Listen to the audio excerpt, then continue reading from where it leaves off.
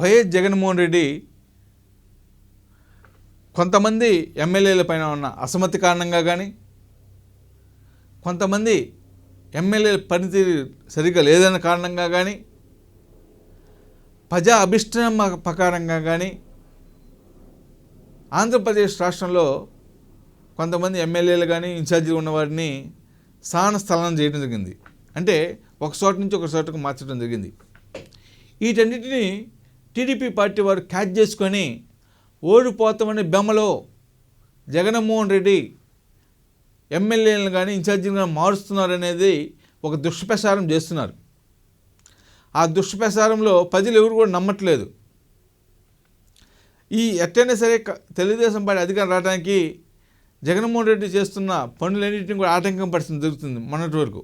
ఇప్పుడు ఈ వైసీపీ సంబంధించిన ఇన్ఛార్జీలను ఎమ్మెల్యేలు మార్చడం కూడా క్యాచ్ చేసుకుని ప్రజల్లో ఒక దుష్ప్రచారం చెప్పాలి. జగన్మోహన్ రెడ్డి పాలనలో ప్రభుత్వం బాగుండకపోవడం వలన ఎమ్మెల్యేలు మారుస్తున్నారనే దుష్ప్రచారం చెప్పే ఉద్దేశంతో ఒక అద్భుత కల్పనకు బయలుదేరినారు టీడీపీ వాళ్ళు. వాటన్ని తిప్పుకొట్టడమే ధ్యేయంగా వైసీపీ శ్రేణులు కూడా బయలుదేరని చెప్పవచ్చును.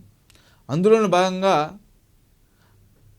ఉమ్మడి అనంతపురం జిల్లాకు చెందిన వైఎస్ఆర్సీపీ సీనియర్ నాయకులు, తిరుమల తిరుపతి దేవస్థానం బోర్డు సభ్యులైన సందే అశావత్ నాయక్ గారు ఈరోజు కొన్ని విశేషాలను మనకి పంచుకున్నారు. వైఎస్ఆర్సీపీ చేపట్టే అభివృద్ధి కార్యక్రమాల గురించి కానీ, వైఎస్ఆర్సీపీ చేస్తున్న సంక్షేమ కార్యక్రమాల గురించి కానీ మనకి కొన్ని సమాచారాన్ని ఇవ్వడం జరిగింది.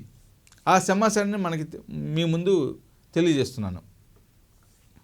ఈ నియోజకవర్గంలో మార్పుల వల్ల కానీ ప్రజల్లో ఎలాంటి ఆందోళనలు కానీ, ప్రజల్లో ఎలాంటి సానుభూతి లేదని, కేవలం చంద్రబాబు నాయుడు వారి బినామీ వాళ్ళు చేస్తున్న అభూత కల్పన తప్ప మరొకటి కాదని కూడా అశావత్ నాయక్ గారు కొట్టిపారేశారు.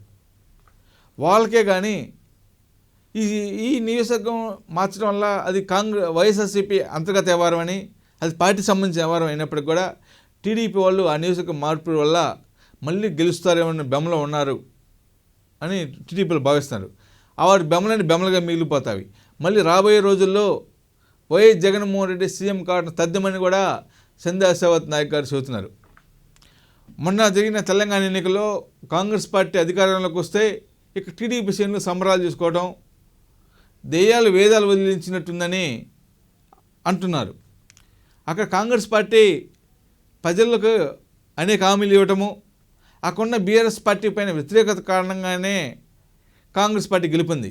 ఆ గెలిపేది మేమే సాధించాము, ఆ గెలిపేది మేమే గెలుపు మాదే క్రెడిట్ అన్న విధంగా టీడీపీ వాళ్ళు ఇక్కడ ప్రవర్తించడం చూస్తుంటే ఊళ్ళో పెళ్ళికి కుక్కలాడావుడు అన్నట్టుగా వాళ్ళు ఎవరిస్తున్నారని కూడా సందే అశావత్ నాయక్ గారు కొట్టిపారేస్తున్నారు. జగన్మోహన్ రెడ్డి ప్రజల మనిషి అని, ప్రజల అండదండలు ఉన్నంతవరకు కూడా వారిని ఏమి చేయలేరని కూడా అంటున్నారు. అనునిత్యం 24 గంటలు ప్రజల గురించి ఆలోచిస్తూ ప్రజానాయకుడికి దీని ఘనత ఒక వైఎస్ జగన్మోహన్ రెడ్డికే దక్కిందని కూడా అశావత్ నాయక్ గారు చెబుతున్నారు. ఎందుకంటే అశావత్ నాయక్ గారు రాష్ట్ర వ్యాప్తంగా కూడా పర్యటిస్తున్నారు. వైసీపీ అభివృద్ధి కోసం, ప్రభుత్వ సంక్షేమం కోసం కూడా ఎక్కడికి వెళ్ళినా కూడా ప్రజలు కూడా బెమ్మరథం పడుతున్నారు వైఎస్ జగన్మోహన్ రెడ్డి పాలన చూసి. వైఎస్ జగన్మోహన్ రెడ్డి మళ్ళా వస్తే అనేక సంక్షేమ కార్యక్రమాలు కొనసాగుతుందని కూడా భావిస్తున్నారు. చంద్రబాబు నాయుడు వల్ల ఎలాంటి ప్రయోజనం లేదని కూడా తెలియజేస్తున్నారు. దానికి ముఖ్య కారణం ఏంటంటే చంద్రబాబు నాయుడు అనుసరిస్తున్న విధానాలే కారణమని కూడా ప్రజలు గమనిస్తున్నారు. చంద్రబాబు నాయుడు వస్తే జగన్మోహన్ రెడ్డి ఇచ్చే అన్ని పథకాలు కూడా ఆగిపోతాయని కూడా ప్రజలు ఇప్పటికీ అర్థం చేసుకున్నారని, అందువలన చంద్రబాబు నాయుడిని ప్రజలు నమ్మటానికి సిద్ధంగా లేరని కూడా తెలియజేస్తున్నారు. ఎన్ని కుట్రంత్రాలు చేసినా కూడా ప్రజలు మాత్రం జగన్మోహన్ రెడ్డి వైపు ఉన్నారని, మళ్ళా రాబోయే 2000 ఎన్నికల్లో కూడా అత్యధిక స్థానాల్లో వైఎస్ఆర్సీపీ పార్టీ గెలుపొందుతుందని తో పాటు ఎంపీ స్థానాలు కూడా కైవసం చేసుకొని కేంద్రంలో కూడా చక్రం తిప్పే సత్తా ఒక వైఎస్ జగన్మోహన్ రెడ్డికే కలదని కూడా అశావత్ నాయక్ గారు తెలుపు గంటాపథంగా చెబుతున్నారంటే ప్రజల్లో వాళ్ళకున్న వైఎస్ఆర్సీపీకి ఉన్న అభిమానం ఏమిటో వీరి మాటలను బట్టే మనం అర్థం చేసుకోవచ్చును. వైఎస్ జగన్మోహన్ రెడ్డి కూడా అన్ని వర్గాల వారికి ప్రాధాన్యత ఇచ్చినారు, అన్ని కులాల వారికి ప్రాధాన్యత ఇచ్చినారు. సామాజిక న్యాయంతో పరిపాలన సాగిస్తున్నారు. అందుకనే సామాజిక చైతన్య యాత్ర అనే పేరుతో అనేక మంత్రులతో రాష్ట్ర వ్యాప్తంగా పర్యటిస్తున్నారు. ఆ మంత్రి బృందానికి పార్టీలకు అతీతంగా కూడా ఘన స్వాగతం పలకడం జరుగుతుంది రాష్ట్ర వ్యాప్తంగా కూడా. మరీ ముఖ్యంగా తిరుమల తిరుపతి దేవస్థానం విషయంలో కానీ, అన్ని దేవాలయ పాలక మండలి విషయంలో కానీ అన్ని వర్గాల వారికి సమానపేట వేయడం జరిగింది. అన్ని వర్గాల వారికి పెద్దపేట వేసి దాంట్లో హరిజనులు గిరిజనులు కూడా మంచి ప్రయారిటీ ఇవ్వడం జరుగుతుందంటే వైఎస్ జగన్మోహన్ రెడ్డికి సామాజికం పట్ల ఉన్న అవగాహన ఏమిటో మనకు అర్థమవుతుంది. అదేవిధంగా పదవుల విషయంలో కానీ పథకాల విషయంలో కానీ పార్టీలు లేకుండా, ఒక పార్టీతో సంబంధం లేకుండా అన్ని అందేలాగా చేయడం జరుగుతుంది. మరీ ముఖ్యంగా వైఎస్ జగన్మోహన్ రెడ్డి ఆనాడు చెప్పినాడు, నేను అధికారంలోకి వస్తే పార్టీని చూడను, కులం చూడను, అందరికీ అర్హత ఉంటే చదువు పథకం ఇస్తానని. అదేవిధంగా అర్హత ఉన్న మనిషికి పథకం ఇవ్వడంలో కూడా ఒక జగన్మోహన్ రెడ్డికి దక్కిందని చెప్పడంలో ఏమాత్రం అనుమానం లేదు. ఏది ఏమైనా రాబోయే ఎన్నికల్లో కూడా వైఎస్ జగన్కు ఆంధ్రప్రదేశ్ ప్రజలు పట్టణం కడుతున్నారు అని చెప్పడంలో ఏమాత్రం అనుమానం లేదు. జగన్మోహన్ రెడ్డి ఆనాడు ఇచ్చిన మేనిఫెస్టోలో కూడా 100% అమలు చేయడం జరిగింది. ఆ మేనిఫెస్టోలో ఈయన కొన్ని కార్యక్రమాలను కూడా ఈనాడు అమలు చేస్తున్నారు. మేనిఫెస్టోలో ప్రకటించిన అనేక సంక్షేమ కార్యక్రమాలను కూడా వైఎస్ జగన్మోహన్ రెడ్డి నేడు ఆశ్రయిస్తున్నారంటే ప్రజలకు పైన వారికి ఉన్న పేమెంట్ మనకు అర్థం అవుతుంది. కొంతమంది చంద్రబాబు నాయుడు లాంటి స్వార్థపరులు ఎన్నో మాటలు చెబుతారు. ఆ మాటలన్నీ కూడా పట్టించుకోవాల్సిన అవసరం లేదని కూడా అసౌత్ నాయక్ ఆంధ్రప్రదేశ్ ప్రజానీకానికి పిలుపునిస్తున్నారు.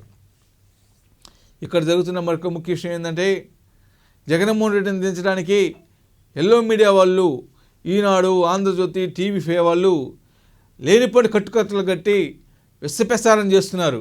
ఆ విషప్రసారాన్ని కూడా ప్రజలు నమ్మట్లేదని కూడా చెబుతున్నారు. అదేవిధంగా వారి విషప్రసారం నమ్మినట్లయితే 2019 ఎన్నికల్లో కూడా చంద్రబాబు నాయుడికి ప్రజలు పట్టం కట్టాలి. ఆనాడు చంద్రబాబు నాయుడు ఎంతో పరిపాలన చేశాను, ఓహో అని రాశారు. ఏ మాత్రం ప్రజలు నమ్మటం లేదు. అదేవిధంగా రేపు రాబోయే 24 ఎన్నికల్లో కూడా ప్రజలంతా కూడా మొట్ట కంఠంతో మళ్ళీ వైఎస్ జగన్మోహన్ రెడ్డిని సీఎం చేయడానికి కంకణబద్దులై ఉన్నారని కూడా తెలియజేస్తున్నారు. నేను అతి సామాన్యునైన నన్ను అత్యంత ప్రపంచ ప్రాముఖ్యత చెందిన తిరుమల తిరుపతి దేవస్థానం బోర్డు సభ్యులుగా గౌరవనీయ ముఖ్యమంత్రి వైఎస్ జగన్మోహన్ రెడ్డి గారు నన్ను నియమించారంటే నా పూర్వజన్మ సుకృతమని సందే అషావత్ నాయక్ గారు తెలియజేస్తున్నారు. శ్రీ వెంకటేశ్వర స్వామి పాదాల సాక్షిగా సేవ చేసుకున్న మహాభాగ్యం కల్పించిన గౌరవనీయులు వైఎస్ జగన్మోహన్ రెడ్డి గారికి జన్మల రుణపడి ఉంటానని కూడా అంటున్నారు. వెంకటేశ్వర స్వామిని చూస్తేనే చాలు ధనమయ్యే తరుణంలో వెంకటేశ్వర స్వామి వారికి పాదాల సాక్షిగా సేవ చేసే మహాభాగ్యం కల్పించిన ఆంధ్రప్రదేశ్ ముఖ్యమంత్రి గౌరవనీయులు వైఎస్ జగన్మోహన్ రెడ్డి గారికి అన్ని వేళలా రుణపడి ఉంటానని కూడా కృతజ్ఞతాపూర్వకంగా సందా అషావత్ నాయక్ గారు తెలియజేస్తున్నారు. శ్రీ వెంకటేశ్వర స్వామి వారి ఆశీస్సులతో దసరా బ్రహ్మోత్సవాలను ఎంతో ఘనంగా నిర్వహించడం జరిగింది. ఎలాంటి అవాంఛనీయ సంఘటనలు జరగకుండా సామాన్య భక్తులకు మంచి ప్రయారిటీ ఇచ్చి దర్శన భాగ్యం కల్పించడం జరిగింది. అదేవిధంగా రాబో వైకుంఠ ఏకాదశి వచ్చే ఈ నెల 23 కాంచి డిసెంబర్ 23 కాంచి జనవరి 1 వరకు జరిగే వైకుంఠ దూరదర్శనంలో కూడా సామాన్య భక్తులకు పెద్దపీట వేయడం జరుగుతుందని కూడా సంధ్యా అషావత్ నాయక్ గారు తెలియజేస్తున్నారు. శ్రీ వెంకటేశ్వర స్వామి ఆశీస్సులతో వైకుంఠ ఏకాదశి కార్యక్రమాన్ని కూడా ఎంతో విజయవంతంగా నిర్వహిస్తామని కూడా సంధ్యా అషావత్ నాయక్ గారు తెలియజేస్తున్నారు. స్వామివారి బ్రహ్మోత్సవాలను ఎంత ఘనంగా నిర్వహించామో అంతే ఘనంగా శ్రీ వెంకటేశ్వర స్వామి వారి ఆశీస్సులతో, శ్రీ వెంకటేశ్వర స్వామి వారి శక్తి కృపతో వైకుంఠ ఏకాదశి దూరదర్శనం డిసెంబర్ 23 కాంచి జనవరి 1 వరకు కూడా ఎంతో విజయవంతంగా నిర్వహిస్తామని, సామాన్య భక్తులకు అత్యధిక స్థాయిలో ప్రాధాన్యత ఇచ్చి దర్శన భాగ్యం కల్పించడంలో తన వంతు కృషి చేస్తానని, అదంతా స్వామివారి దయని, స్వామివారి శ్రీ వెంకటేశ్వర స్వామివారి పాదాల సాక్షి సేవ చేయటం నా భాగ్యంగా భావిస్తున్నానని కూడా సంధ్యా సేవత్ నాయక్ గారు తెలియజేస్తున్నారు. నా పదవికి రావడానికి సహకరించిన గౌరవనీయులు వైఎస్ జగన్మోహన్ రెడ్డి గారికి మరొకసారి కృతజ్ఞతలు తెలియజేస్తున్నానని సంధ్యా సేవత్ నాయక్ గారు అంటున్నారు. For more updates, like, comment, subscribe to our channel. Hey darlings, గంటని click చేయడం మర్చిపోకండి.